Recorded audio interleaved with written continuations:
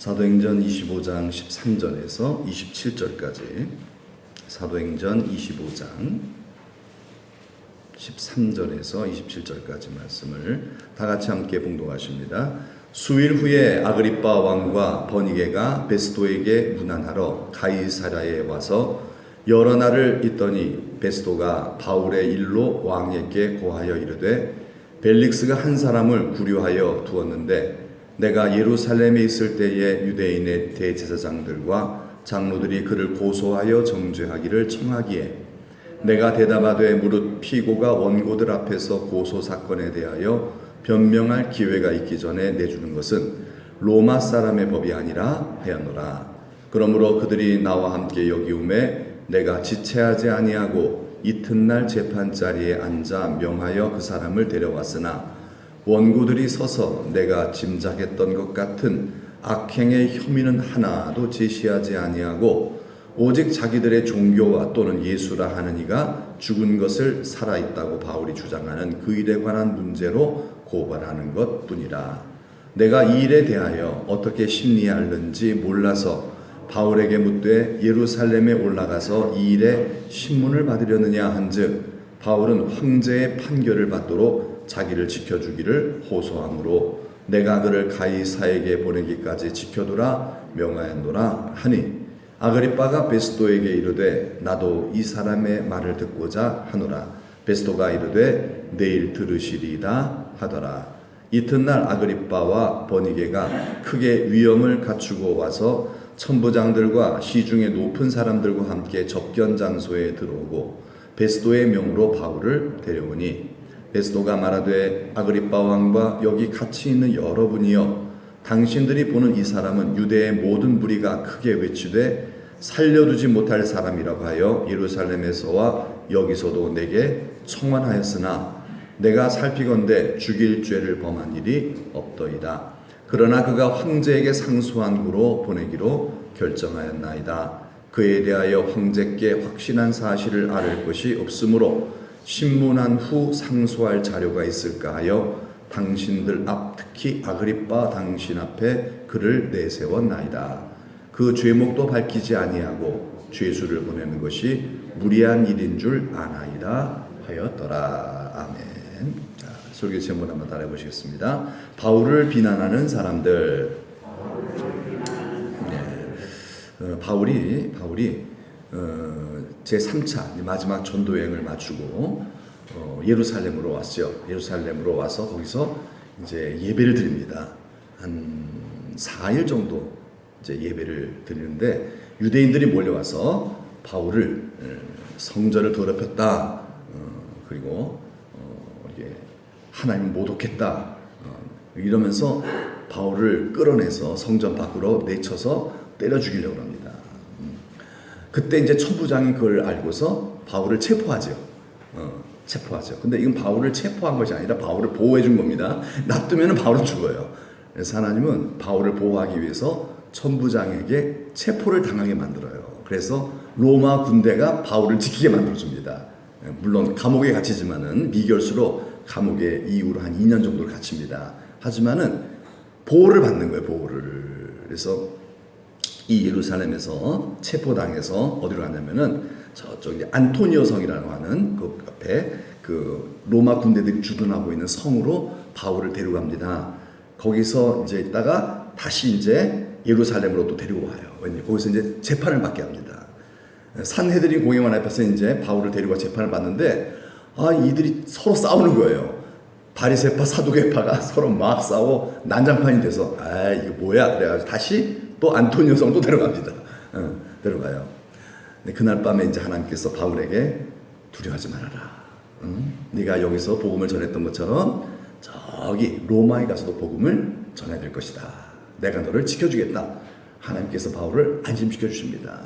그런데 무슨 일이 있냐면요.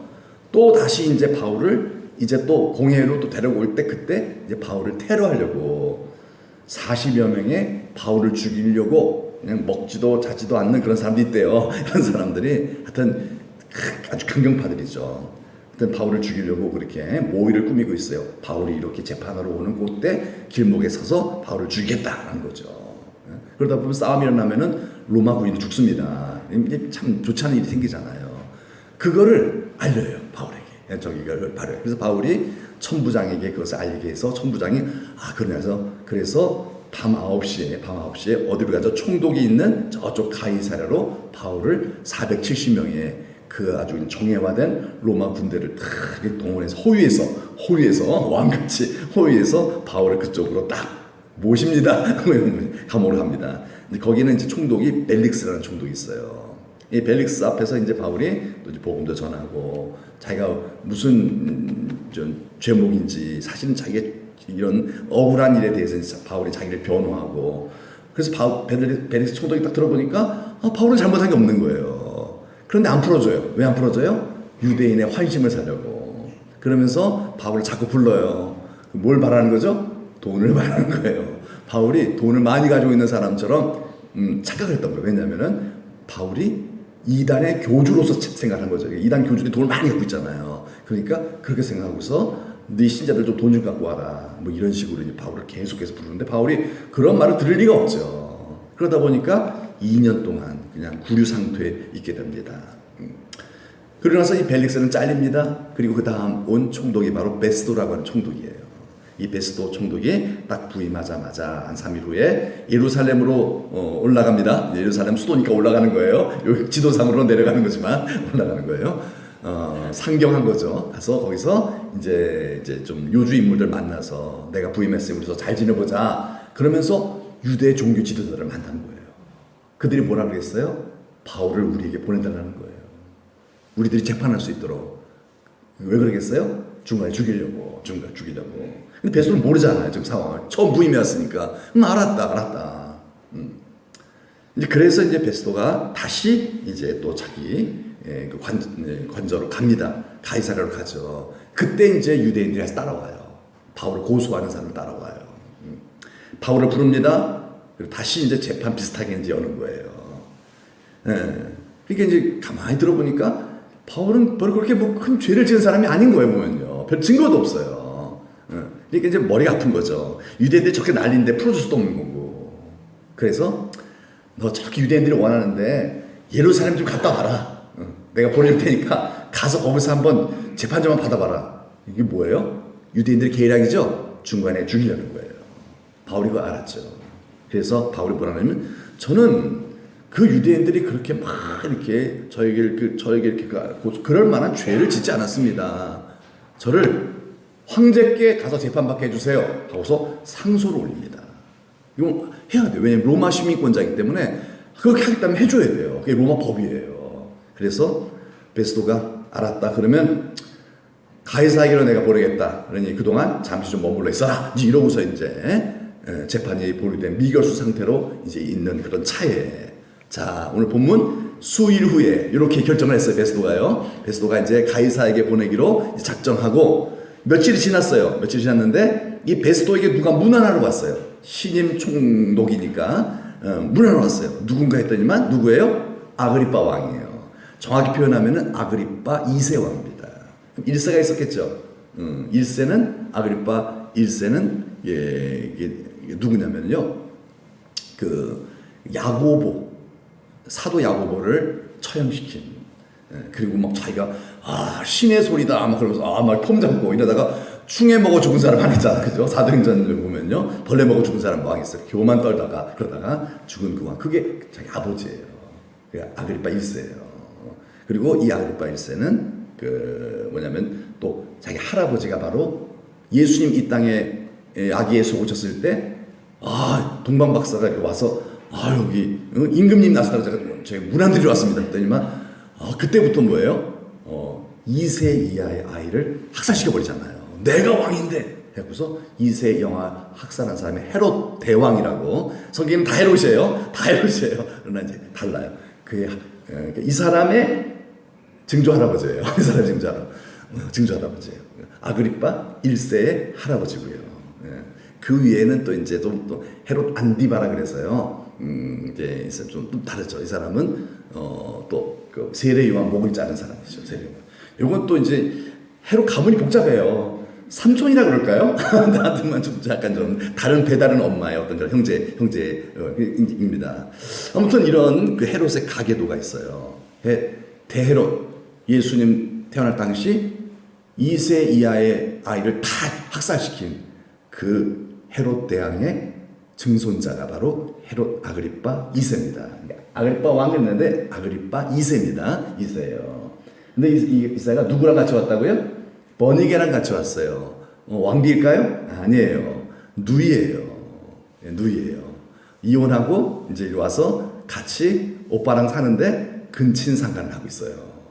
참 집안이 그렇죠. 집안이 완전 엉망이 집안 보면요. 다 그래요 좀요. 근데 이들이 그냥 같이 궁궐에 같이 사는 거예요. 사람들 뭐 이렇게 얼마나 수덕거리겠어요. 다 알아요. 유대인들은 다 알아요. 이들이 가이사야 누가 있는 곳이라고요? 베스도 총독이 새로 부임한 그곳에 와서 이제 문안하러 온 거예요. 우리 같이 친하게 지내자 뭐 그랬는지. 그러면서 거기서 여러 날을 있었어요. 누가? 아그리파 왕 2세가 거기서 베스도 총독의 관저에서 머물러 있었어요. 그런데 어느 날 베스도가 이 아그리파 왕 2세에게 고하였습니다. 뭘 구했냐면요. 뭘 구했겠어요? 이 자문을 구하는 거예요. 자문을 구하는 거예요. 무슨 자문을 구하냐면 벨릭스가 한 사람을, 그러니까 지금 베스도가 이제 총리잖아요. 그 전에 벨릭스잖아요. 아니 내 앞에 있는 사람이 벨릭스 한 사람을 구류시켜놨는데 재판 안 시키고 2년 동안 끌었다는 거예요. 아니 골치 아프다 이거죠. 골치 아프다는 거예요. 그래서 이게 누구냐면 바로 바울이라는 거예요. 바울이라는 건데 내가 이제 며칠 전에 그 예루살렘에 가서 사람들 만나고 그럴 때 유대인들과 유대인 제사장들이 막 찾아와서 나한테 와서 막 그 나쁜 사람이라 바울이 낙질이라 그러면서 막 이거 죽여야 된다고 막 그렇게 청하기에 그럴 수 없다. 그냥 죽일 수 없다. 재판을 해야 된다. 이제 이렇게 논리적으로 얘기를 한 거예요. 그래서 이제 그럽니다. 그들은 이제 설득시키는 거예요. 무릇 피고가 원고들 앞에서 변명할 기회를 얻고 이렇게 정식적인 재판의 절차를 거치지 않고 사람을 함부로 처하는 법은 없다. 로마법에 그런 거 없다. 그럼 큰일 난다. 그래서 이제 그 바울을 막 미워하는 유대인 대표들 몇 명을 데리고 다시 이제 내가 가이사랴 여기로 와서 이제 좀 이렇게 상황이 어떻게 됐는가. 자기는 새로 부임했으니까 모르잖아요. 바울을 불러갖고서 이제 재판 자리에 이제 앉혀갖고서 이제 모든 상황, 원고의 얘기도 듣고 피고의 소리도 듣고 이렇게 다 해서 들어봤더니만 원고들이 바울에 대해서 막 죄목을 막 나열하는 그거에 대해서는 별로 신빙성이 없다라는 거예요. 악행의 혐의는 하나도 제기하지 못했다. 이 사람 똑똑한 사람이니까 알 거 아니에요. 딱 들어보면 알거든요. 하여튼 뭐 이런 법에 관련된 사람들은 딱 들어보면 안다 그러더라고요. 우리는 잘 모르는데. 근데 오직 이 바울이라는 사람은 그냥 뭐 문제가 있다면은 그냥 자기들의 종교에 좀 안 맞는 거, 서로 안 맞는 거, 종교관이 안 맞는 거, 그거 하고 예수가 부활했다는 거, 예수가 부활했다는 거. 그것만 문제가 된다. 근데 그게 어떻게 처형할 제목이 되냐 이거죠. 그게요. 뭐 그거는 뭐 그냥 별 이렇게 크게 문제될 게 없다는 얘기죠. 그래서 그런데 이 유대인들은 이 사람은 죽여야 된다 그러는 거예요. 사형시켜야 된다 그러고. 아니 뭐 그럴 만한 건덕지가 있어야죠. 그래서 내가 어떻게 심리해야 될지 몰라서 바울한테 내가 물었다는 거예요. 바울한테 물었는데 네가 예루살렘 올라가서 다시 한번 재판 한번 받을래? 했더니만 바울이 가면 죽죠. 가면은 테러범들이 기다리고 있는데 저 싫습니다. 저를 어디에 보내달라고요? 저 로마의 가이사 황제한테 보내주세요. 저는 로마 시민권자입니다. 이런 거예요. 그렇게 저에게 호소해 주기로 알았다. 그럼 가라. 내가 보내줄게. 이렇게 된다는 거예요. 왕한테 지금 하는 얘기예요. 왕한테 하는 거예요. 그런데 문제는 뭐냐면 왕이요. 문제는 뭐냐면은 황제에게 그냥 보낼 수 없다는 거예요. 이 사람이 그만큼 문제가 있는 사람이라는 어떤 그런 근거를 가지고 가야 되는데 그냥 보냈다가는 오히려 자기가 욕먹는다는 거죠. 황제는 큰일 난다는 거죠. 잘려요. 그래서 아그리파 왕이요. 당신이 이 사람 만나서 한번 이렇게 신문을 해갖고서 정말 문제가 뭔지 좀 알아달라는 거예요. 그러니까 아그리파가 딱 듣고 알았습니다. 제가 듣죠. 제가 신문 한번 해보죠. 그래가지고 아그리파 왕이 허락을 한 거예요. 그래서 바울을 다시 부른 거예요. 아그리파 왕 앞에서 바울이 지금 신문을 당하는 겁니다. 이제 당하려고 이제 다음 장 그렇게 하겠다라고 이 모든 걸 다 이제 결정을 하는 거예요. 그러니까 베스토가 뭐라 그러냐면은 베스토 뭐 그거 뭐 급히 서두를 건 없고요. 내일 합시다. 내일 합시다. 이렇게 된 거예요. 그래서 그 이튿날이 되었습니다. 23절 그 이튿날 아그리파 왕과 버니게가 누이 동생이죠. 누이인좀 그래요. 같이 뭐예요? 크게 위엄을 갖추고 이제 여기 성경의 원문을 보니까 허세를 부렸다라는 그런 허세. 괜히 대단한 사람인 것처럼 크게 허세를 부리면서 딱 폼 잡고 그 재판정에 딱 앉았다. 이제 이렇게 표현을 하고 있습니다. 접견 장소에 딱 들어왔는데 거기에 바울을 딱 데려옵니다. 데려와요. 네. 24절 베스토가 딱 말하는데 이제 뭐 상황을 설명하는 거죠. 아그리파 왕과 여기 계신 모든 분들이요, 당신들이 보는 이 사람은 정말 유대인들이 살려둬서는 안 된다라고 할 그런 사람이라. 그래서 정말 이렇게 제가 신문을 해봤고 예루살렘까지 제가 가서 그걸 잘 알아봤는데, 그런데 내가 살펴보니까 뭐 그렇게 죽일 죄를 범한 게 안 보입니다. 이제 뭐 지금 베스토 총독이 지금 얘기하고 있는 거예요. 그런데 그가 문제는 황제에게 상소했다는 거라는 거죠. 그러니 그냥 내가 보내기로 결정을 하긴 했는데 황제께 대한 확실한 그런 상소할 자료가 있어야만 또 이게 낭패를 겪지 않는 것이니, 여러분들 한번 잘 신문하셔서 황제에게 보낼 만한 그런 죄목들을 한번 좀 밝혀주십시오. 그래서 당신 앞에, 여러분들 앞에 이 죄인 바울을 세웠습니다. 왜냐하면은 죄목도 밝히지 않고 죄수 보내면은 이거는 낭패 볼 일이지 않습니까? 논리적으로 설명을 한 거예요. 그러니까 사람이 딱 끄덕끄덕, 여러분들처럼 끄덕끄덕 하겠죠. 딱 끄덕끄덕하고 이제 이 재판이 시작이 되는 겁니다. 그게 바로 오늘 본문 딱까지만. 내일은 이제 재판받는 거, 이제 상황에 대한 설명이 나오겠죠. 자, 뭐 이런 지금 상황이 펼쳐지고 있어요. 근데 여기서 오늘 새벽에도 이제 요 앞에 있는 그 말씀과 함께 이제 이어서 우리 봤는데, 새벽에도 이런 말씀을 드렸어요. 참 안타까운 게 있다 그랬어요. 뭐가 안타까우냐면, 참 이 재판이 왜 열리는 거예요? 자꾸요? 왜 바울이 여기서 계속해서 2년 동안 미결수로 계속 있는 거예요? 유대인들이 바울을 끝까지 죽이려고 하는 거예요. 그래서 이게 문제가 생기는 거거든요. 벌써 풀려도 풀릴 사람이에요, 바울은요. 그런데 유대인은 자꾸 죽이려고 그러죠. 그래서 하나님은 여러 가지 이상한 방법을 통해서 바울을 그냥 구류시켜 놓은 거예요. 안 그러면 나가면 죽어요. 그래서 감옥 안에서 보호를 시킨 거죠. 유대인들이 그렇게 하려고 안 맞다면 벌써 바울을 풀려났고 복음 전하러 돌아다녔을 거예요.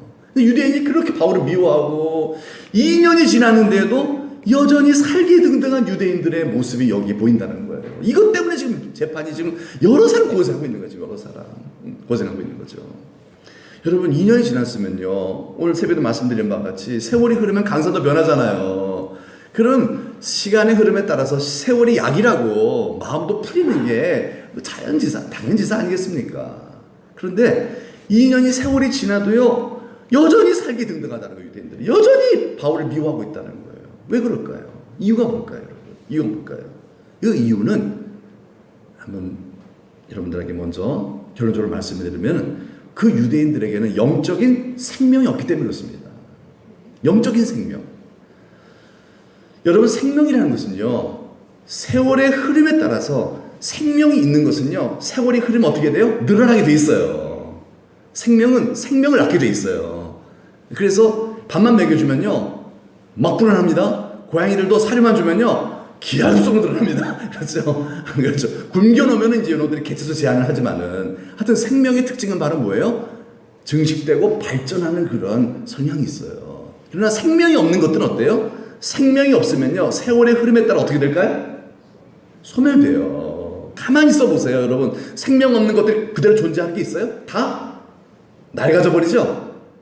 옷이 왜 낡아져요? 세월의 흐름에 따라서? 옷이 생명이 없잖아요. 옷은요, 생명이 없으니까 시간이 들어서 옷이 새끼를 쳤다는 말은 들어본 적이 없어요. 옷이 낡아서 좀 먹고 버리는 거예요. 옷은요, 세월이 나면요. 예, 생명 없기 때문에 그래요. 그래서 결국은 뭐예요? 세월의 흐름에 따라 생명이 없는, 영적 생명이 없는 사람은 뭘 느낄 수밖에 없냐면 허물을 느낄 수밖에 없는 거예요. 허무가.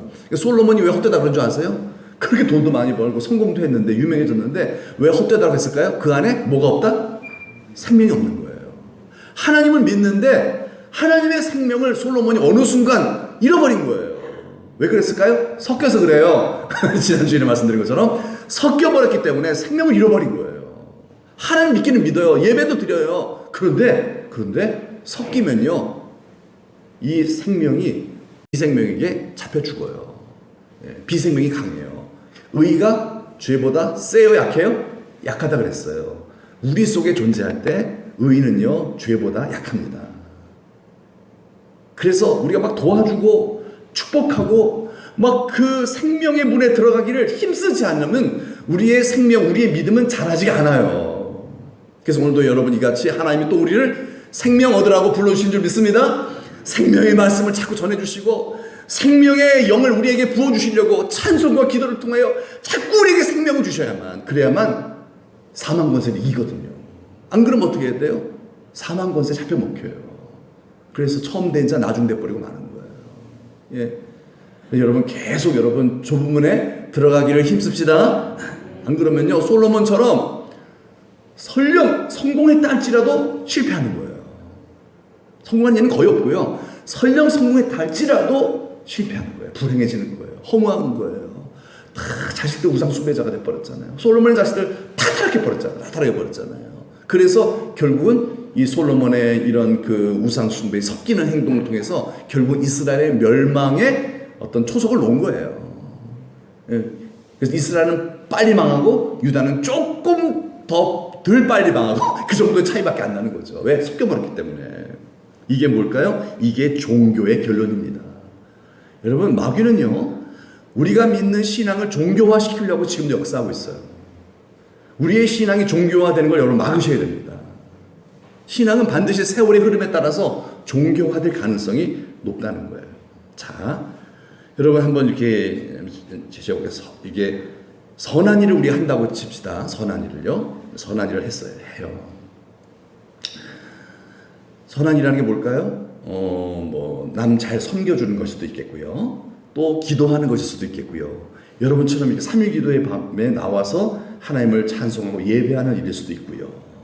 남보다 더 일찍 나와서 하나님을 찬양하고 기도하는 행위, 이게 다 선한 일이에요. 하나님은 에베소의 2장에 보면은 우리를 선한 일을 위하여 만들었다고 나와 있어요. 선한 일을 위해서. 선한 일을 하라는 거예요. 그래야만 내가 너를 복주어 형통하게 할 수 있단다. 선한 일을 해야 돼요, 우리가. 근데 중요한 건요, 이게 선한 일을 하는 것 참 중요한데 그 다음이 더 중요해요. 첫째로 선한 일을 하면서 남을 비난하는 거. 그거 참 새벽기도를 안 나오냔 말이야. 내가 새벽기도를 나오면서 새벽기도 안 나오는 사람을 비난할 수 있어요, 없어요? 있어요. 충분히 가능해요. 내가 열심히 기도해요. 얼마나 귀한 일이에요. 그런데 내가 열심히 기도하면서 기도 안 하는 사람을 흉볼 수가 있을까 없을까요? 왜 대답을 안 하세요? 충분히 가능하잖아요. 충분히 가능하잖아요. 내가 막 남을 도와주고 살아요. 막 열심히 벌어서 막 남 줘요. 막 선행을 베풀어요. 어려운 사람에서 막 퍼주고 막 도와줘요. 그러면서 그렇게 안 하는 사람을 흉볼 수 있을까 없을까요? 나보다 더 돈 많이 벌면서 할 수 있잖아요. 충분히 가능하잖아요. 그게요. 여러분이 그랬다는 건 아니라 그럴 가능성이 제가 그렇다는 얘기예요. 그렇지 있잖아요. 예. 그래서 이렇게 선한 일을 하면서 남을 비난하는 사람과, 두 번째로 선한 일을 하지도 않으면서 남을 또 비난하는 사람이 있어요. 자기는 하지도 않으면서 비난하는 거예요. 자, 여러분, 어떤 사람이 나쁜 사람이, 어떤 사람이 좋은 사람이에요? 둘 다 나쁘죠? 둘 다 잘못된 거예요, 사실은요. 잘못된 거예요. 그런데 하면서 남을 비난하면 좀 낫지 않을까라는 생각이 들지 않습니까? 좀 하면서 열심히 기도하면서 열심히 봉사하면서 열심히 하나님 섬기면서 그러면 내가 그만큼 나는 내 할 일을 해 이러잖아요. 하면서 남을 비난할 수 있다고 생각되지 않습니까? 그게 누구냐면 그게 바리새인이에요. 그게 바리새인이에요. 그렇잖아요. 바리새인은 얼마나 열심히 정말 하나님 뜻대로 살려고 얼마나 애썼습니까? 그렇죠. 바리새인은 일주일에 2번씩 금식 기도를 해요. 11조는 절대로 안 빼먹어요.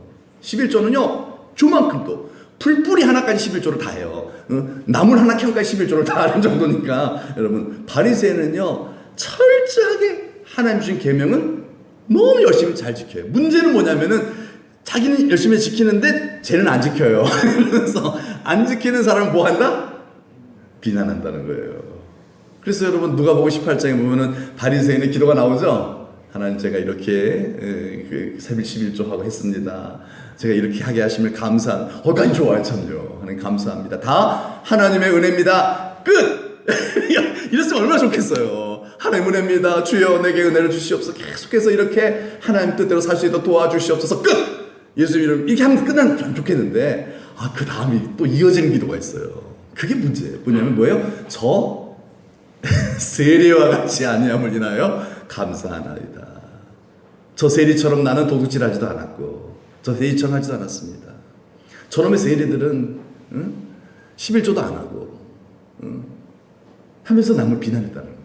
여러분, 그게 기도뿐이었을까요? 그게 바로 그건 하나님께서, 예수님께서 상징적으로 그 그림을 보여주신 거고요. 삶이 그랬다는 거예요. 삶이 일반적인 삶이 그랬다는 거예요. 일반적인 삶이 그렇게 자기처럼 의롭게 살지 않은 사람들을 이 바리새인들이 비난했다는 거예요. 결론은 뭘까요? 하나님께서 이 바리새인을 받으셨다 안 받으셨다? 천국문이 닫혔다는 뜻이에요. 그 말은 하늘문이 닫혔다는 얘기예요. 바리새인은 하늘문이 닫혔다는 얘기예요. 근데 세리에게는 하늘문이 열렸어요. 아니, 세리는 경건하지도 않은데, 세리는요 남의 죄를 논할 그럴 상황이 아니었어요. 저는 죄인입니다. 차마 얼굴을 들지 못하고 회개했어요. 회개하라, 천국이 가까이 왔느니라죠. 하늘문이 열렸죠. 그죠? 그래서 세리는 하늘나라 들어가는 거예요. 너희 세리와 창녀가 오히려 너희보다도 하늘나라 가깝다. 예수님께서 그런 말씀하신 이유가 바로 뭐겠어요? 열심으로 따지자면 너희들은 네가 더 열심히 했지. 하지만 정말로 너는 정말 중요한 나의 계명을 거역했다.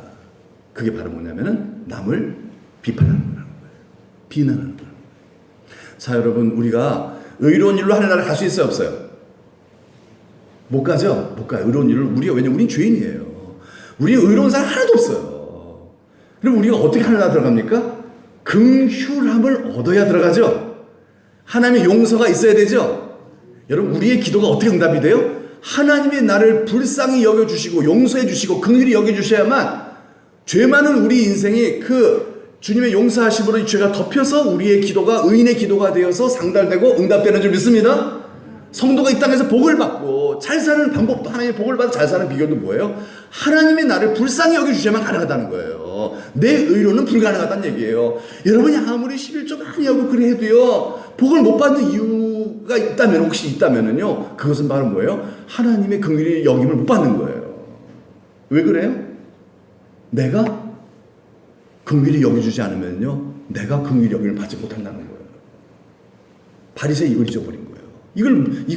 이걸 정말 깨닫지 못한 거예요. 그래서 이렇게 내가 열심히만 하면 복을 받겠지. 근데 그게 아니에요. 아무리 열심히 해도 하늘문은 닫혀요. 왜 그래요? 내가 다른 사람을 용서해주지 않으면은 천부께서도 나를 용서해주지 않으신다 그랬죠? 이게 필요한 거예요. 여러분, 용서 받읍시다. 하나님으로부터 용서 받아야 돼요. 우리 늘 하나님, 저는 죄인입니다. 용서해주세요. 하나님 나를 불쌍히 해주셔야 돼요. 그렇게 하나님이 나를 불쌍해 주시어서 나를 받아주시고, 정말 내가 여러 가지 부족한 게 많지만 하나님 나를 축복하신 인생이 되려면은 내가 뭘 해야 되냐면 다른 사람을 비난하면 안 돼요. 내가 다른 사람을 비난하면은 하나님도 나를 비난하시는 거예요. 그렇게 되면요. 그럼 너 볼까 한번? 이러면은 우리는 복을 못 받는 거예요. 그래서 우리가 다른 사람의 과실이 있다 할지라도 어떻게 해야 돼요? 용서해 줘야 되겠죠? 그래서 마태복음 7장에 보면은 비판하지 말아라, 이런 말씀이, 예수님 말씀이 나와요. 굉장히 중요한 말씀이 예수님께서 마태복음 7장에 너희가 헤아리는 그 헤아림으로 너희는 도로 헤아림을 받을 것이며, 이런 말씀이 나와요. 우리가 형제와 자매의 잘못을 자꾸 이렇게 지적하고 이러면요, 하나님도 우리를 그렇게 하신다는 거예요. 너희의 그 헤아림으로 내가 하나님으로부터 헤아림을 받게 된다는 거죠. 그 얘기예요. 우리가 서로 헤아려서 서로 싸운다 이런 얘기가 아니라, 내가 저 사람 흉보고 자꾸 그러면요, 하나님도 나의 허물을 비판하신다는 거예요. 그러면 나는 복을 못 받는다는 얘기죠. 그래서 저도 잘 그래요. 저도요. 저도 잘 이렇게 한국교회 비판 잘하거든요. 비판 잘하고. 근데 그 하면 돼야 안 돼요? 상대가 이게 딱 이렇게 누구다라는 것이 없으니까 더 마음껏 비판하는 것 같아요. 상대가 그냥 한국교회라는 어떤 하나의 그냥 개념일 뿐이니까, 만약 사람이라고 한다면 그 사람 비판하기가 좀 미안하죠. 인격이라고 한다면요. 그러니까 비판하기가 좀 꺼려질 거예요. 그런데 그 사람 뭉뚱그려서 하니까 비판하기가 쉽더라고요, 보니까요. 근데 그것조차도 뭐예요? 그것조차도 하나님 앞에 큰 죄가 되는 거예요. 내가 그렇게 하면요, 별것도 아니고자 사실은 그까짓 비판해봐 안 하면 해서 뭐 좋을 게 뭐가 있어요? 다 아는데 뭐 나만 알아요 그거예요? 한국교회가 이렇다 저렇다 나만 알아요? 다 알고 있는 얘기예요. 근데 누구는 자꾸 그걸 지적질하고 다 드러내고, 누구는 그거 알면서도 한국교회를 위해서 기도하고 자신이 그 죄를 끌어안고 기도해요. 여러분 어떤 사람이세요? 전자예요, 후자예요? 여러분 후자가 됩시다. 왜냐면요, 그래야 복을 받아요. 그게 성경에 기록되어 있는 거잖아요. 다른 사람의 잘못을 지적하면요, 하늘문이 닫혀버려요. 그래서 그렇게 열심히 산 사람들이 복을 못 받는 거예요. 그런 사람 복을 받아야 되거든요. 그런데 복을 못 받아요. 왜 그럴까요? 남을 비난해서 그래요. 그게 유대인들의 죄예요. 그래서 유대인들 하늘나라 못 들어갔어요, 결국은요. 그렇죠? 바리새인 천국 못 들어갔어요. 여러분, 그냥 죄만 짓고 살다가 천국 가는 건 당연한 거죠. 이렇게 경건하게 살고 천국 못 들어가면 얼마나 억울합니까? 얼마나 억울해요. 선한 일을 하지도 않으면서 남 비난하는 사람들은 세상 사람들이에요. 세상 사람들이에요. 선한 일을 하면서 남을 비난하는 사람을 일컬어 종교인이라고 합니다. 종교인. 이 사람들은 비종교인이겠고요. 여러분, 우리는 어디에 해당될까요? 우리는 선한 일을 하면서 우리는 그리스도인이잖아요. 그렇죠? 우리는요, 예수 믿는 그리스도인이잖아요. 여러분, 그리스도인이라는 것은 뭘 뜻하죠? 그리스도인은 예수님의 제자라는 뜻이에요. 그러면 예수님의 제자는 뭐 하는 사람들이에요? 예수님의 제자는 예수님의 제자야 이런 게 아니에요. 여러분, 그걸로 딱 개념을 끝나버리면 안 됩니다. 예수님의 제자는 어떤 사람이냐면 예수님을 뭐 하는 사람? 닮아가는 사람이에요. 예수님을 닮아가는 사람이 진짜 그리스도인이에요. 닮아가지 않는 사람은 가짜예요. 이 사람은 예수님의 제자가 아니에요. 그냥 제자야 이러고서 예수님을 따라가는 거 아니죠. 제자가 아니죠. 제자야 라고 스스로 자신을 속이고 있는 거예요. 그 예수님의 제자는 누구를 닮는다? 그렇죠. 긴 시간을 두고서, 내 인생의 전체적인 그 시간을 두고서 끊임없이 예수 닮지 않는 내 자신을 십자가에 날마다 못 박고 성령 충만에 힘쓰고 예수님을 배우고 그분과 교제하고 정말 근문에 좁은 문에 들어가기를 늘 힘쓰는 그러한 경건의 훈련을 거듭해서 사도 바울처럼 날마다 죽노라. 그래서 하나님의 은혜를 덧입어서 예수님을 닮아가는 거죠. 그게 우리 신자들이 이 땅에서 예수 믿고 난 다음에 해야 될 과제예요. 이거보다 더 중요한 건 없어요, 사실은요. 이게 가장 우선순위예요. 이게 아니면은 뭐예요? 가짜예요, 가짜. 그래서 세월의 흐름에 따라서 우리는 어떻게 돼야 돼요? 예수님을 점점 닮아가야 되겠죠? 그거는 그건 여러분이 알아서 하셔야 됩니다. 저에게 주어진 과제고요. 여러분에게 주어진 과제예요. 그건 누구한테 이럴 필요도 없는 거예요. 다 개인적으로 하나님 앞에서 다 우리는 개인적으로 하나님의 심판 앞에 서는 것이기 때문에 뭐라고 이해할 필요도 없는 거예요. 정말 날마다 우리는 내가 정말 예수님을 닮아가고 있는가, 그 진단을 여러분 개인적으로 하나님 앞에서 하셔야 된다는 얘기예요. 교회 앞에서 하는 게 아니라요. 교회 앞에서 하는 게 아니라요. 즉 우리가 예수님을 닮아가는 사람이라는 것은, 오늘 여러분 이 시간에 우리가 오늘 말씀을 기준으로 삼아서 한번 이렇게 생각해 볼 때, 절대로 남을 비난하는 사람이 되어서는 안 된다는 거예요. 예수님을, 여러분, 우리가 전에는 다 비난하고 살았어요. 지금도 그럴 수 있어요. 그런 성향이 내게 있어요. 그러나 계속 그러면 돼요, 안 돼요? 안 된다는 거예요. 왜? 우리는 그리스도인이기 때문에. 이대로 계속 있으면 안 된다는 거예요. 더 어떻게 돼요? 남을 비난하는 나의 그 습관과 태도와 이런 것들을 죽여야 돼요. 다른 것보다도 여기에 열심을 내야 한다는 거예요. 여기에. 그게 진짜 그리스도인이에요. 하지도 않으면서 이것도 당연히 없어야 되고요. 당연히 없어야 되고요. 예수님을 닮아가는 사람은 선한 일을 하면서 어떻게 할까요? 선한 일을 열심히 해요. 봉사도 많이 해요. 난 잘 섬겨요. 더 많이 사랑해줘요. 남 다투질 않아요. 그러면 어떻게 돼? 나는 이렇게 했으니 감사하나이다. 저 사람들과 같이 아니하고 이러면 안 되죠. 이러면 안 되죠. 그럼 또 바리새인 되는 거예요. 이렇게 선한 일에 힘쓰면서 그러한 자신을 이렇게 세워주신 하나님께 감사하면서 어떻게 해야 될까요? 주께 더 가까이 주께 더 가오니 더 주께 나아가시길 축복합니다. 하나님 도와주세요.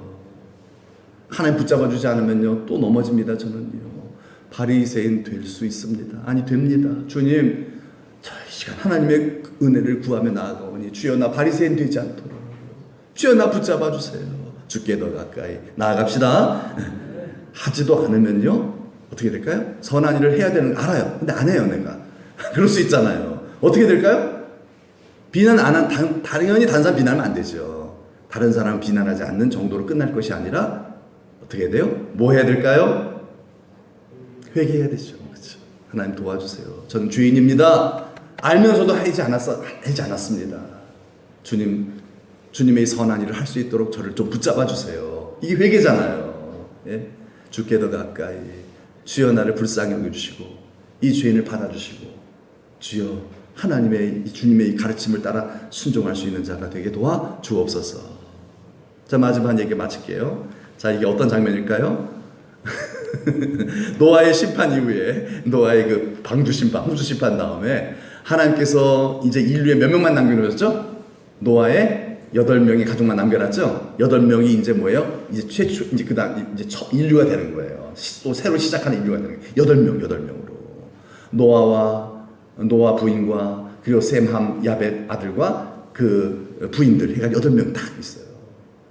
하나님께서 이제 물을 다 빠지게 하시고, 그 다음에 이제 노아로 농사를 짓게 하셨는데, 축복하셔서 농사가 너무너무 잘 되게 된 거예요. 거름기가 많으니까 다 죽었잖아요. 다 죽으면서 전부터 거름이 돼버렸어요. 그래가지고 거름기도 막 이게 농사를 졌는데 막 그냥 포도농사를 졌는데 포도가 너무 잘 된 거예요. 다 그냥 막 다 특이 나왔어요. 특이 다 나와버렸어요. 그래 노아가 너무너무 기분 좋아서 그 포도도 많이 먹고 포도주 담가서 그냥 그 마시는 바람에 이 거룩하신 이 노아님께서 술을 안 마시는 사람이 술 마신 거예요. 이게 술이 채버렸어요. 그래서 팽 돌아버렸던 것 같아요. 그래서 어떻게 해요? 다 먹고 그냥 이러면서 그냥 의인답지 못하게 이게 술이 많이 취해가지고 그래가지고 그런 상태에 아들이 딱 들어왔는데 누가 들어왔어요? 함이 딱 보고 아버지 벌써 완전히 인사불성이에요. 아버지 그래 나가서 형제들에게 다 얘기를 했다는 거잖아요. 아버지가 지금 이래. 큰일 났다. 어떡하냐. 여러분 함은 잘못한 게 아니에요. 사실은 어떻게 보면요. 그냥 팩트만을 얘기한 거예요. 아버지의 잘못하지도 않은 걸 그냥 자기 생각대로 잘못이라고 얘기하는 경우도 있잖아요. 자기 생각에. 근데 아버지가 분명히 잘못한 거예요. 실수한 거예요. 그 실수를 형제들에게 얘기를 했어요. 그 얘기를 듣고 이 형제들이 가서 누구죠? 셈과 야벳이 가서 옷을 이렇게 가서 아버지 하체를 딱 들이고 뒷걸음질 치더래요. 아버지를 안 보는 거예요. 뒷걸음질. 아버지 허물을 안 보려는 거예요. 그러고서 뒷걸음질해서 아버지 허물을 다 가려드리고 그리고 나갔어요. 나중에 노아가 술이 다 깼어요. 하나님께서 노아에게 감동하셨어요. 혼도 좀 내셨겠죠. 노아에게 하나님께서 혼도 내시고 그러면서 하나님께서 이제 딱 노아에게 예언하십니다. 뭘 예언하십니까?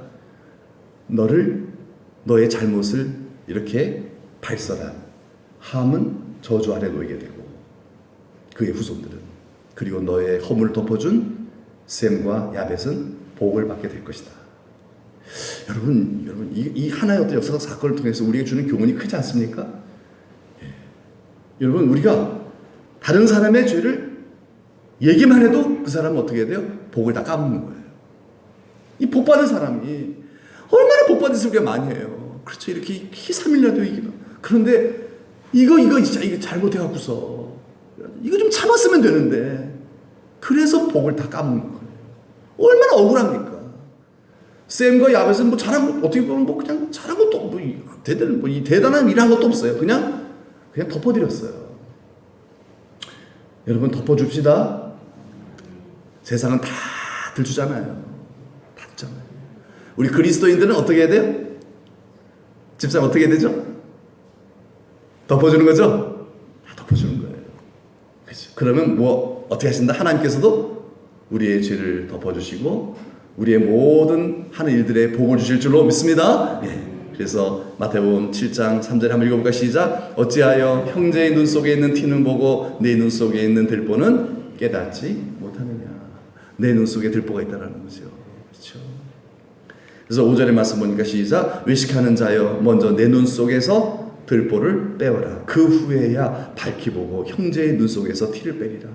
즉 내가 나는 죄인이구나. 애통함에 회개하여 정말 죄 씻음 받고 성령 충만 받아야 그러한 나의 모습 변화를 통해서 다른 형제들의 죄도 사라지기 시작한다. 그들이 죄를 버리고 변화되기 시작한다는 거예요. 내가 내 눈에 있는 들보를 빼내어야 내가 거룩해져야 다른 형제들도 그런 변화가 일어난다는 거예요. 왜 그래 뭐 이러면서 흉보면 절대로 안 된다는 거죠. 네, 절대로 우리는 세상 사람처럼 또 우리의 어떤 죄된 본성을 따라서 다른 사람의 어떤 잘못을 이렇게 자꾸 들춰내는 말하는 그런 죄가 얼마나 무서운 죄다라는 사실을 우리가 하나님의 말씀, 계시의 말씀을 통하여 우리 가슴에 새기고요. 정말 여기까지만 올라오더라도요. 주여! 하면서 주여! 하면서 여러분 잘 참아내시길 축복합니다. 샘과 야벳처럼 덮어줍시다. 덮어주고요.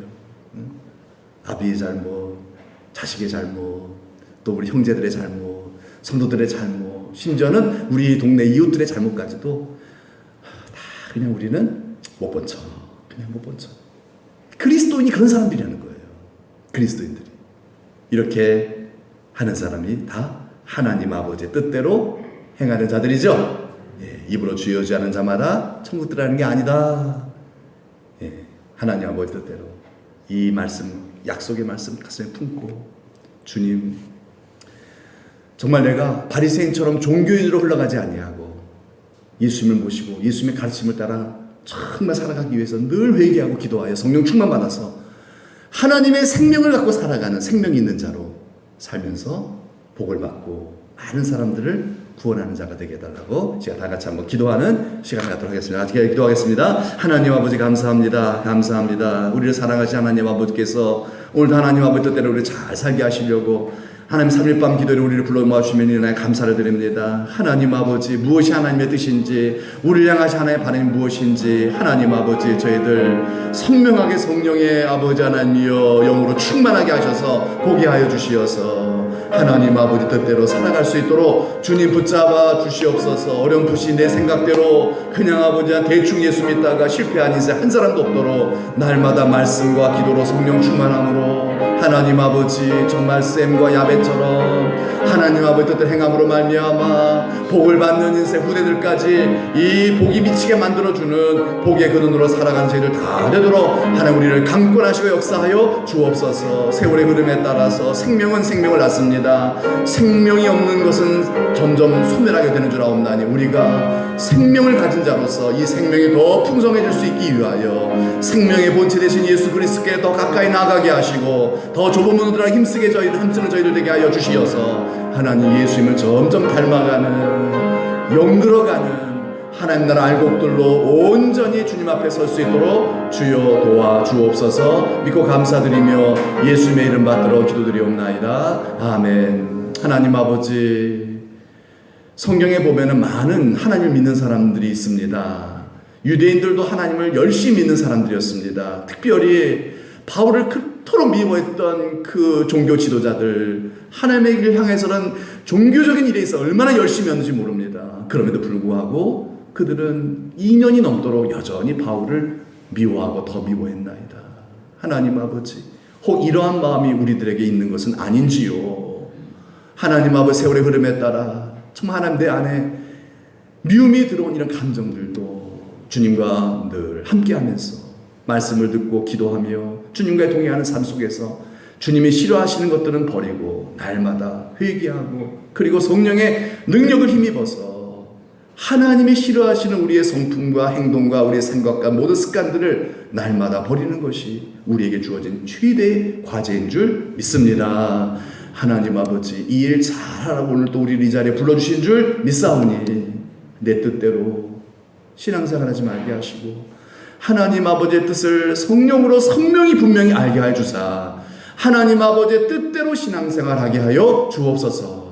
바리새인처럼 종교생활하다가 열심히 믿기는 믿었는데 심판당하는 어리석은 자 한 사람도 없게 도와주시고 바울처럼 늘 성령 충만해서 생명의 생명을 낳는 천국의 하나님 나라에 알곡되어져서 하나님께서 기뻐하시고 축복하시는 귀하고 복된 복에 근원된 하나님의 사람들로 우리를 다 굳게 세워 주옵소서.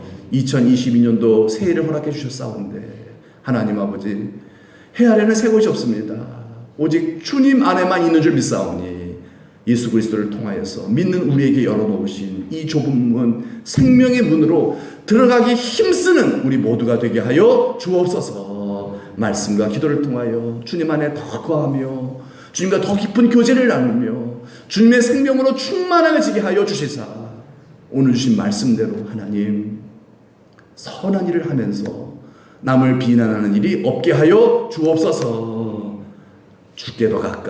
주께 더 가까이 나아감으로 말미암아 모든 우리 선한 일에 하나님의 긍휼하심을 입고 보상받고 축복받는 우리 복에 근원된 우리 모든 믿음의 가족들 다 되게 하여 주옵소서. 세상과 다름이 있는 그리스도인으로 살면서 점점 더 우리의 모습이 예수님을 닮아가는 영그러져가는 변화가 있게 하여 주시어서 우리 때문에 수많은 영혼들이 구원받았음을 그날이 되어서 하늘나라에 들어가서 하나님의 칭찬과 상급과 멸관으로 보상받는 우리 모든 천덕의 가족들 다 되도록 축복하여 주옵소서. 믿고 감사드리며 예수님의 이름으로 축복하며 기도합나이다. 아멘. 하늘에 계신 우리 아버지, 아버지의 이름을 거룩하게 하시며 아버지의 나라가 오게 하시며 아버지의 뜻이 하늘에서와 같이 땅에서도 이루어지게 하소서. 오늘 우리에게 일용할 양식을 주시고 우리가 우리에게 잘못한 사람을 용서하여 준 것 같이 우리 죄를 용서하여 주시고 우리를 시험에 빠지지 않게 하시고 악에서 구하소서. 나라와 권능과 영광이 영원히 아버지의 것입니다. 아멘.